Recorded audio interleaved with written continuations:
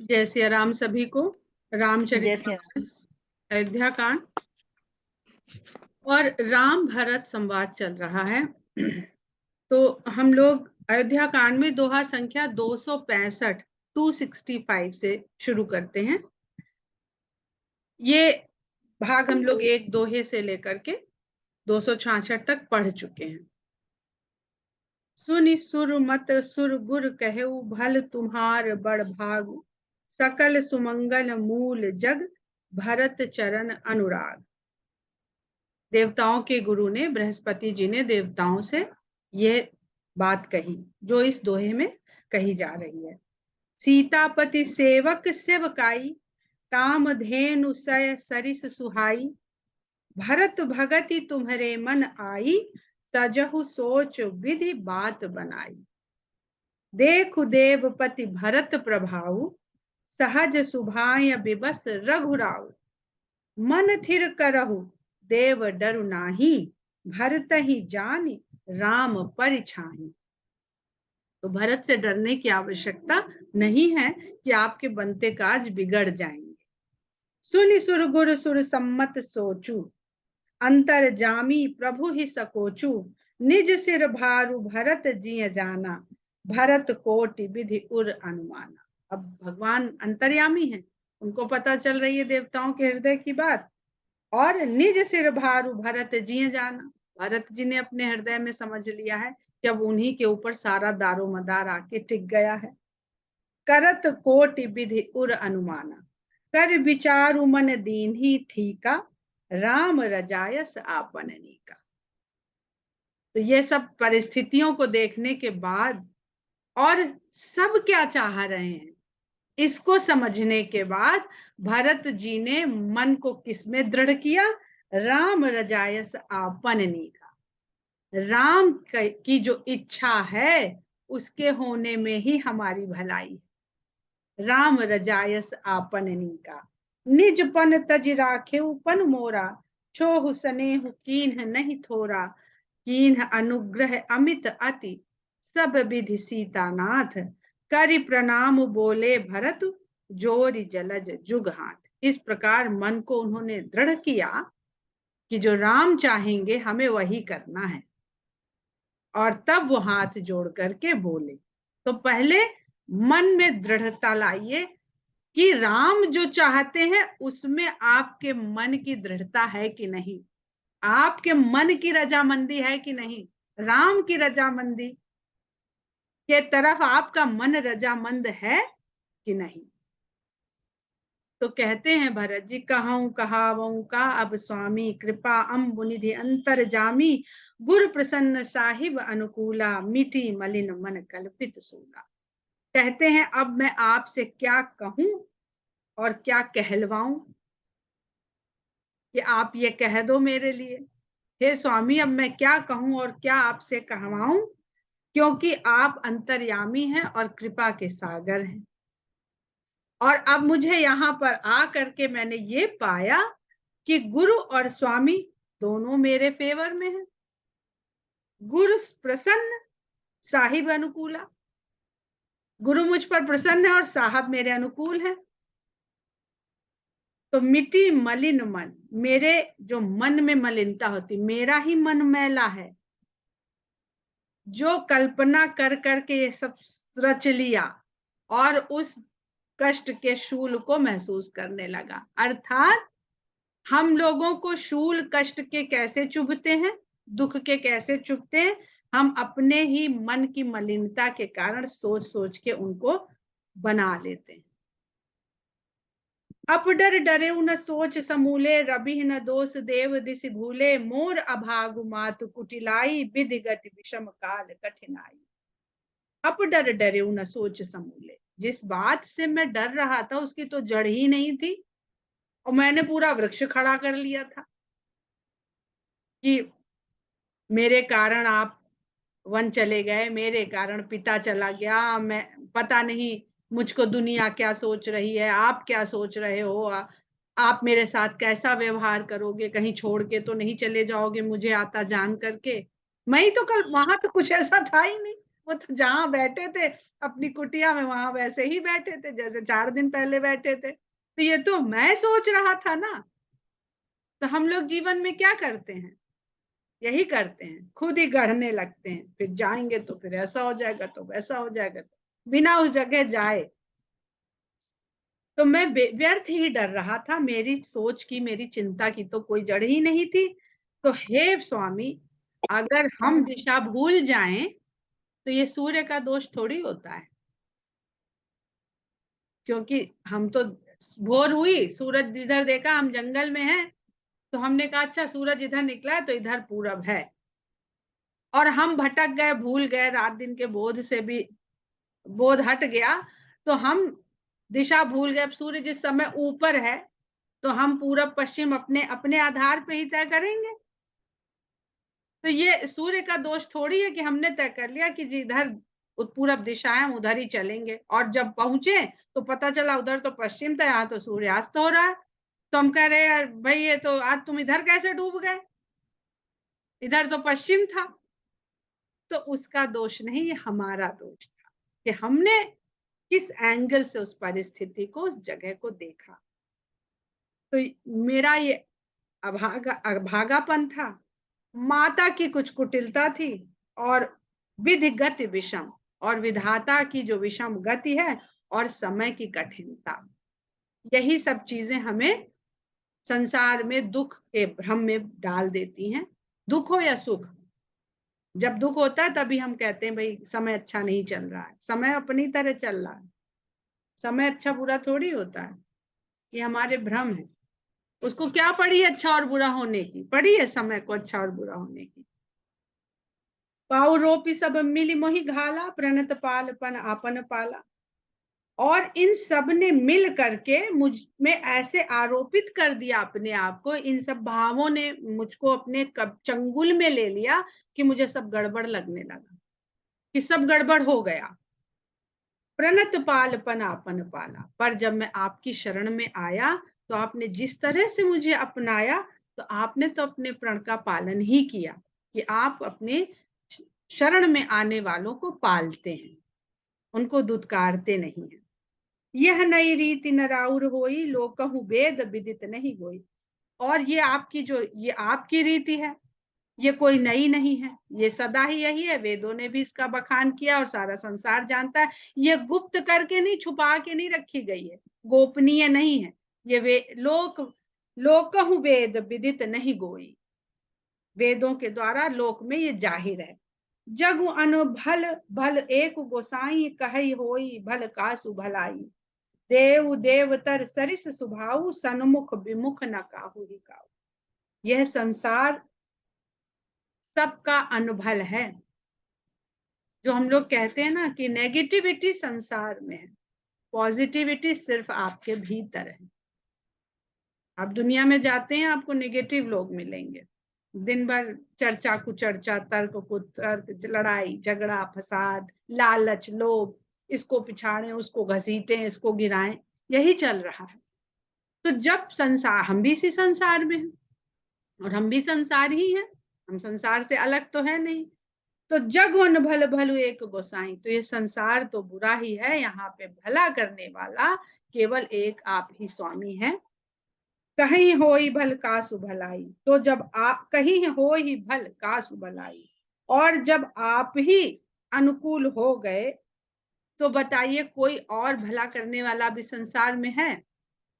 जब आप हमारे अनुकूल हैं और आप ही भला करने वाले हैं केवल इस जगत में, तो अब हम इस भलाई अपने कल्याण के लिए किसी और का मुंह क्यों ताकें? देव देव तरु सरिस सुभाव, सन्मुख विमुख न काहे। नाथ, आपका जो स्वभाव है वो बिल्कुल सहज रूप से कल्प वृक्ष के समान है, जिसके लिए कोई भी अच्छा और बुरा नहीं है, सन्मुख या विमुख, कि वो आपकी तरफ है कि आपसे विमुख है, आपको इससे फर्क नहीं पड़ता। बहुत समझने की बात है। जाई निकट पहचान तरु छाह समनि सब सोच, लेकिन हम पहचाने तो उस वृक्ष को और उसके निकट तो जाएं, तब वो हमें छाया देगा ना। कल्प वृक्ष तो है, और वो ये वो नहीं देखता है कि कौन हमको मान रहा है कौन नहीं मान रहा है, पर छाया के लिए तो हमें उसके नीचे जाना ही पड़ेगा, तभी वो छाया हमको मिल पाएगी। तो जाई निकट पहचान कर, इस वृक्ष को, कल्प वृक्ष के समान जो आपका स्वभाव है, इसको पहचान करके हमें उसके निकट आना पड़ेगा, तभी सब तरह के सोचों का शमन होगा, तभी सब तरह की चिंताओं का नाश होगा। मांगत अभिमत पाव जग राव रंग भल पोच, और जो भी आपसे जो कुछ मांगेगा अपनी मन चाही वस्तुओं को पाएगा, आप उसे देने में राजा रंक और ऊंच नीच का विचार नहीं करते। पेड़ के नीचे हम जाते हैं तो वो ये कहता है कि अच्छा आदमी इसको छाया देंगे, ये बुरा आदमी इसको नहीं देंगे। हमारे यहाँ बरगद पेड़ है, भारत में है, तो कहेगा कि हम भारतवासियों को देंगे, हम जो विदेशी आए हैं उनको छाया नहीं देंगे। ऐसा नहीं कर, उसका स्वभाव होता है। लखि सब विधि गुरु स्वामी सनेहु, इसीलिए बार बार हम कहते हैं कि ब्रह्म को अगर जानना है, ईश्वर को अगर जानना है, ब्रह्म को जानना है तो प्रकृति को जानो, ईश्वर को जानना है तो उसमें निहित शक्ति को जानो, और राम को जानना है तो सीता को जानो। ये सब माध्यम है, उसका माध्यम को पकड़े बिना हम लोग, क्योंकि इंद्रियों और बुद्धि पर निर्भर करते हैं और ये उसी से चलती है, कुछ इंफॉर्मेशन लेती है मीडियम के द्वारा और तब हमारे दिमाग के पटल पे पहुंचाती है, और जो बुद्धि है उसको जांचती है, आंकती है और हमें बताती है। सब बहुत बहुत फास्ट होता है। तो लख सब विधि गुरु स्वामी सनेहु, मिटे उछोभ नहीं मन संदेह। लख सब विधि गुरु स्वामी, सभी प्रकार से मैंने देखा कि गुरु का और स्वामी का स्नेह मेरे ऊपर तो वैसा ही है जैसा मैं देखता आया हूं, जिसका मैं आदि हूं। तो मेरे मन का संदेह और क्षोभ सब मिट गया है। अब करुणा कर कीजिए। हम दुखी क्यों होते हैं? हमारा विश्वास घटता है ईश्वर के ऊपर, तब हम दुखी होते हैं। हमारा विश्वास वैसा ही रहे तो दुख हमें छू भी नहीं सकता है। अब करुणा कर कीजिए सोई जनहित प्रभु चित क्षोभ न, तो कहते हे करुणा के सागर, सबके करुणा करने वाले, अब आप वही करिए जिससे आपके मन में कोई क्षोभ ना हो, कोई दुविधा का भाव ना आने पाए कि हम इसको संतुष्ट कर रहे हैं तो ये दुखी हो रहा है, इसको संतुष्ट कर रहे हैं तो ये, तो ऐसी दुविधा में मैं आपको नहीं डालना चाहता हूं। जो सेवक साहिब ही सकोची निज हित चाहि तासु मति पोची, क्योंकि जो सेवक अपने स्वामी को साहिब ही, फारसी का शब्द प्रयोग कर रहे हैं तुलसीदास जी, क्योंकि मुगल काल में लिखी गई है तो इसमें बहुत स्वाभाविक रूप से बहुत सारे उर्दू फारसी के शब्द हैं। कहते हैं जो सेवक अपने स्वामी को संकोच में डाल दे कि अरे हम ये करें कि ये करें, ये नहीं करेंगे तो मेरा तो भक्त जो है दुखी हो जाएगा, तो ऐसे निज हित चाहे, ऐसा सेवक अपना खाली कल्याण चाहे और अपने स्वामी को दुविधा में संकोच में डाल दे कि वो कह ना सके, तो ऐसे सेवक की बुद्धि नीच बुद्धि। सेवक कितना ऊंचा ऐसा स्वामी होगा जो ये सोचता है कि मेरा सेवक ना बुरा मान जाए। तो कहते हैं सेवक हित साहिब सेवकाई, सेवक का तो कल्याण केवल साहब की सेवा करने में है। करे सकल सुख लोभ बिहाई, और उस सेवा के लिए वो अपना सुख और लोभ सब कुछ भुला दे, यही इसी में उसका कल्याण है। स्वार्थनाथ फिरे सबही का किए रजाई कोटि विधिनी का, क्योंकि हे नाथ आपके लौट पड़ने में तो सबका स्वार्थ है।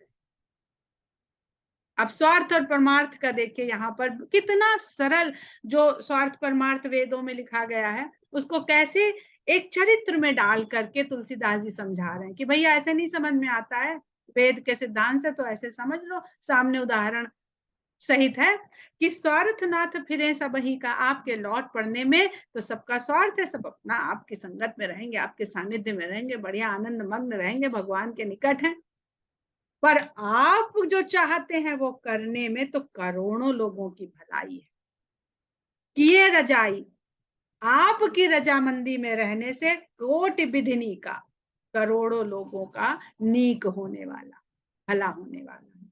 यह स्वार्थ परमार्थ सारू, सकल सुकृत फल सुगति सिंगारू, यही स्वार्थ और परमार्थ का स्वार है, सार है कि हम अपने सुख के लिए अपने स्वामी को विवश करते हैं कि अनेक लोगों के लिए अपने स्वामी को भी छोड़ देना चाहते हैं।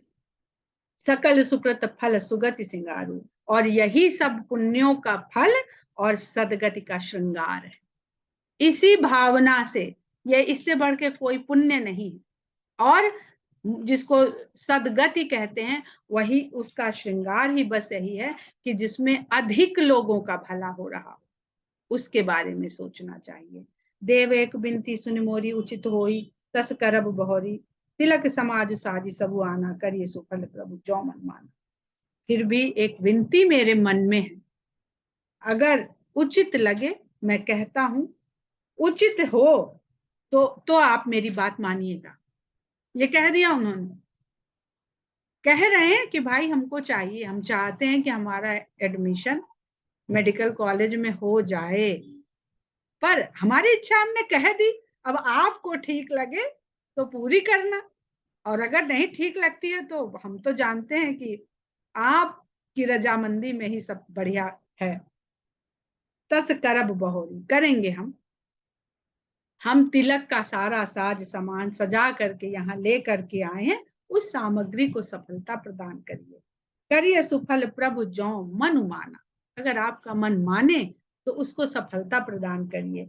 सानुज पठाइए मोहि बन, कीजिए सबही सनाथ, मुझे छोटे भाई के साथ वन भेज दीजिए और सबको सनाथ करिए।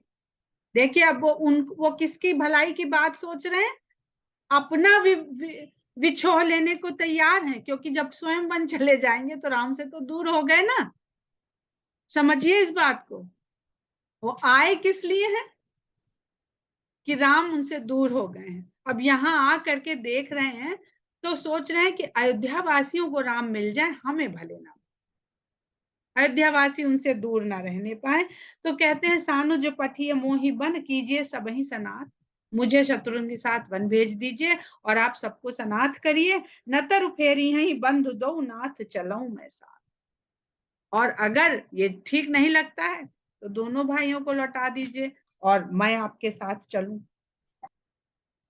आप लक्ष्मण शत्रुघ्न को भेज दीजिए और मुझे साथ ले लीजिए, भाई एक भाई साथ जा रहा है, हमें ले लीजिए, आधे इधर संभाल लेंगे आधे उधर संभाल लेंगे।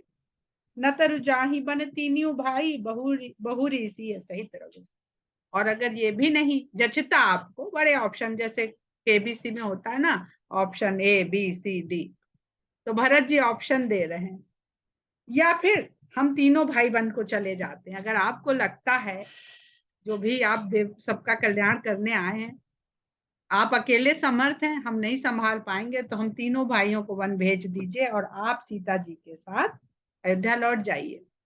जय विधि प्रभु प्रसन्न मन होई, फिर उसके बाद कह देते कि भगवान जिस प्रकार से आपको अच्छा लगे, प्रसन्न होए, करुणा सागर कीजिए सोई, वही करिए।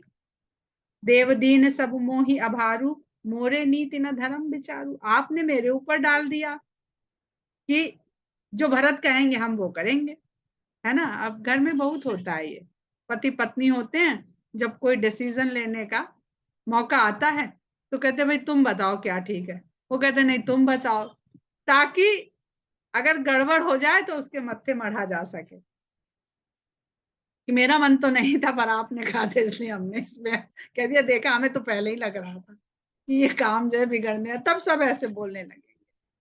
तो कह रहे हैं कि हे देव, आपने मेरे ऊपर सारा भार डाल दिया है, सारी जिम्मेदारी मेरे कंधों पे रख दी है, और मुझे ना नीति का विचार है ना धर्म का विचार है। कहूं वचन सब स्वार्थ हेतु, मैं जो भी कह रहा हूं इसको ना नीति जानिएगा ना धर्मोचित समझिएगा, ये सब मैं अपने स्वार्थ के कारण कह रहा हूं। क्यों? रहत न आरत के चित चेतु, जो दुख में डूबा हुआ मनुष्य होता है उसके चित्त में चेतना का वास नहीं रह जाता है, वो उसको लगता है जो हमें ठीक लग रहा वही ठीक है। उतर देव सुन स्वामी रजाई, सो सेवक लखिलाज लजाई, जो अपने स्वामी की बात को जान करके उत्तर दे, कहे आप ऐसे करो, ऐसे सेवक को तो लखिलाज लजाई, देख के लज्जा भी लजा जाए, ये कैसा सेवक है, ये कैसा भक्त है, अपने भगवान को बता रहा है कि तुम ये करो, तो लज्जा भी लज्जित हो जाती है। असमय अवगुण उदधि अगाधु, मैं ऐसा अवगुणों का सागर हूँ, अगाध सागर हूँ, अवगुणों से भरा हुआ। स्वामी स्नेह सराहत साधु, और तब भी आप मेरी सराहना कर रहे हैं, मुझे साधु के समान बता रहे हैं। अब कृपाल मोहि सोमत भावा, सकुच स्वामी मन जाहि न पावा। अब कृपाल मोहि सोमत भावा, लेकिन मुझे जो मत अच्छा लग रहा है कि आपको जो करने में संकोच ना हो। मैंने अपनी इच्छा कह दी, वो सिर्फ कह दी, वो ना धर्मोचित होगी ना नीतिगत होगी, क्योंकि मैं दुख में डूबा हुआ हूं, मैं कुछ भी बोल रहा हूं, मेरी बुद्धि चेतना शून्य है इस समय। तो बहुत ध्यान मत दीजिएगा कि जो मैं कह रहा हूं तो आप मुझे अपना परम सेवक जान के उसे पूरा कर दीजिए। नहीं, आप वो करिए जिसमें आप सकुच स्वामी मन जाई ना पा, संकोच के वशीभूत होके मत करिएगा। जैसे दशरथ जी ने मांग लिया था ना कि चाहूं तुम्हें समान सुत, तब संकोच में पड़ गए भगवान कि मेरे समान सुत मांग रहा है, अब क्या करूं, इसको कैसे मना करूं। तो उन्होंने कहा आप उस हरी से कहाँ खोजूं जाई, तो भैया हम ही आ जाएंगे। तो इस प्रकार का संकोच भी नहीं डाल रहे भरत जी, जैसा मनु और शत्रुपा जी ने भगवान के ऊपर डाल दिया था। तो इसीलिए भरत की भक्ति को श्रेष्ठ भक्ति कहा जाता है, जहां कोई काम न, पहले ही कह के आए हैं, अरथ न धर्म न काम रुचि गति न निर्वाण, प्रभुपत शपथ कहूं सती भाऊ, जग मंगल हित एक उपाऊ। मैं आपके चरणों की शपथ खाकर कहता हूं और सत्य भाषण करता हूं कि जगत का कल्याण इसी में है कि आपको जो ठीक लगता है वो आप करें, किसी के संकोच में पड़ के ना करें। प्रभु प्रसन्न मन सकुच तच, जो जही आय सुदेव, सो सिर धर धरि करहि सब, मिटहि अनट अवरे। और प्रसन्न मन से आप संकोच को त्याग दीजिए, मेरे संकोच में मत पड़िए। आप प्रसन्न मन से जो आपको ठीक लगे वैसी आज्ञा दीजिए, हर व्यक्ति उसको शिरोधार्य करेगा और उससे ही सबकी उलझने मिटेंगी और सभी जो अनभल होने वाला है वो दूर होगा।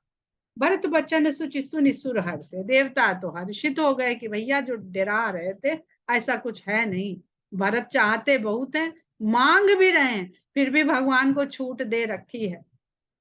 तो भरत बचन सुचि सुनि सुर हर्ष से, भरत के ऐसे पवित्र वचनों को सुनकर के देवता हर्षित हो गए।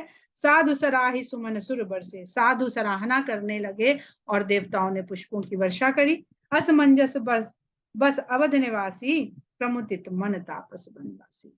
अयोध्या वासियों के मन में फिर असमंजस आ गया कि जाने ऐसी बात भरत जी ने कह दी, हम तो बड़े उम्मीद से इनके साथ चले आए थे कि ये तो लौटा ही लाएंगे, पर इन्होंने तो ऐसी बात कह दी।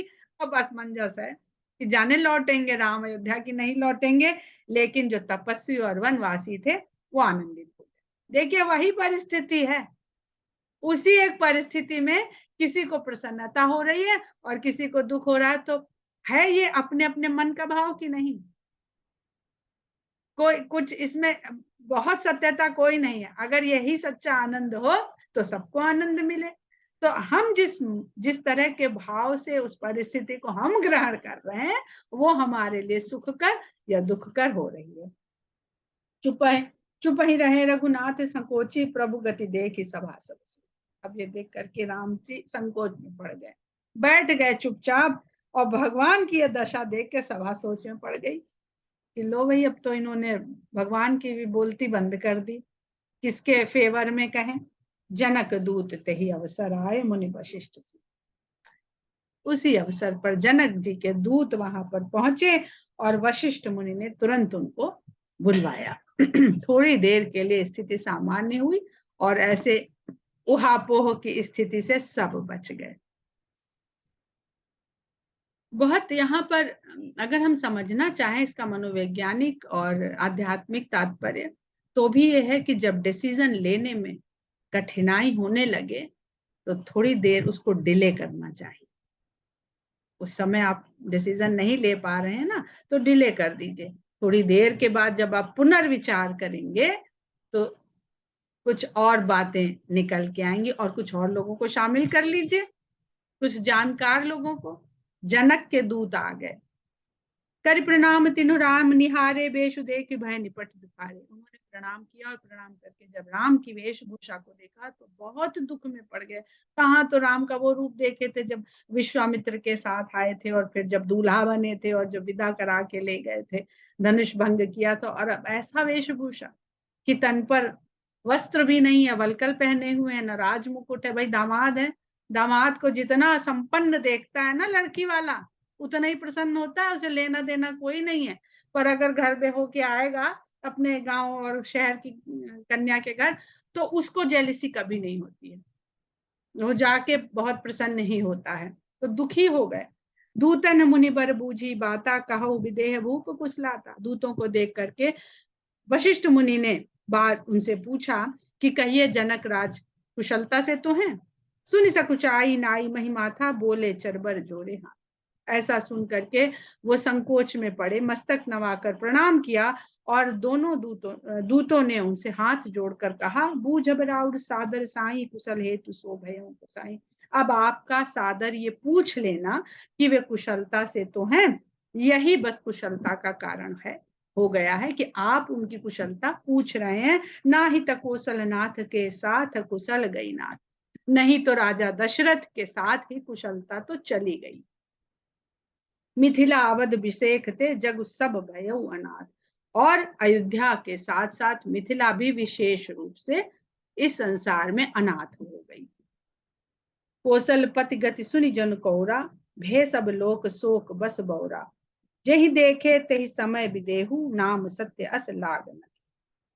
कौशल पति गति सुनि जन कौरा, और राजा दशरथ की इस गति को सुन करके जो जनक राज हैं वे भी शोक के वशीभूत हो गए। भे सब लोक शोक बस बोरा, सभी मिथिलावासी और राजा जनक शोक के वशीभूत होके बौरा से गए। जैसे ही ये समाचार सुना, उस समय जिसने विदेह, देखिए तुलसीदास जी ने कहा तो जनक जो सब कुछ जानने वाले हैं, और उनको विदेह कह के कह रहे हैं कि उस समय विदेह का ये नाम लोगों को गलत मालूम पड़ने लगा। जिनको अपनी देह का भी कोई मोह नहीं है, विदेह देह से भी विमुख है, देह से भी विरक्त हैं, ऐसा नाम लोगों को असत्य लगने लगा, क्योंकि वो संसार जनित शोक में डूब गए। तो वो तो जानते हैं कि देह एक दिन छोड़ दे के चले जाना, उसका क्या शोक करना। जो इस प्रकार के ज्ञान को प्राप्त किए हुए थे वो शोक में डूब गए। रानी कुचाल सुनत नर पालहि, सूझन कछु जस मन बिनु ब्यालहि। और उसी के साथ साथ जब राजा ने रानी कैकेयी के सारी कुचालों के बारे में जाना, तो वो ऐसे तड़प उठे जैसे मणि विहीन सर्प अपनी मणि के खो जाने से तड़पने लगता है। भरत राज रघुबर वनवासु, भरत को राज्य और राम को वनवास, भा मिथिले ही हृदय हरासु। राजा जनक के मिथिलापति के हृदय में बहुत दुख हुआ, बहुत कष्ट हुआ। नप बूझे बुध सचिव समाजू, कहो विचार उचित का आजू। पर राजा ने उसी समय अपने पूरे दरबार को बुलाया, अपने सलाहकारों को बुलाया और उनसे विचार किया कि बताइए क्या करना चाहिए। समुझ अवध असमंजस दो, चलिए कि रहे न रह कछु को। अब अयोध्या में इस प्रकार की स्थिति पैदा हो गई है, तो हमें क्या करना चाहिए, चलना चाहिए कि यहीं रहना चाहिए। तो कोई कुछ कहे और कोई कुछ कहे। नपई धीर धरि हृदय विचारी, तब राजा ने धीरज धारण करते हुए विचार किया। पठे अवध चतुर चारी, और बहुत होशियार 4 सेवकों को अयोध्या की तरफ रवाना किया। भूज भरत सती भाव कुभाव, आयहु बेग न होई लखाऊ। जाओ और भरत के भाव को समझ कर आओ, उनके मन की भावना को समझ कर आओ। बूझ भरत सती भाव, अच्छा भाव है या कुभाव या बुरा भाव है, ये समझ करके आओ और तुरंत वापस आओ, तुम्हारा वहां पर कोई जानने ना पाए। आए हो बेग न होई लखाओ, किसी को प्रदर्शित ना होने पाए कि तुम गए, और वहां से ये सूचना इकट्ठी करके और पता भी लगा के और वापिस आ जाओ फटाफट। गए अवध चर भरत गति, बूझ देखी करतूत, चले चित्रकूट भरत 4 चले तेरे।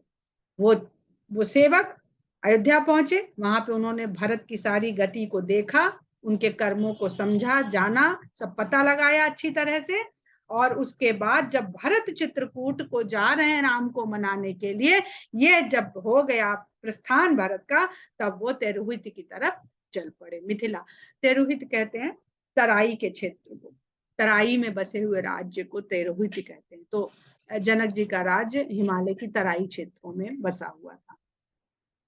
दूतन आई भरत कई करनी, समय हो गया है, हम लोग दोहा संख्या 271, गए अवध चर भरत गति बूझ देखी करतूति, चले चित्रकूट ही भरत उचार चले तिरहुत। यहीं पर आज की कथा को विश्राम देते हैं।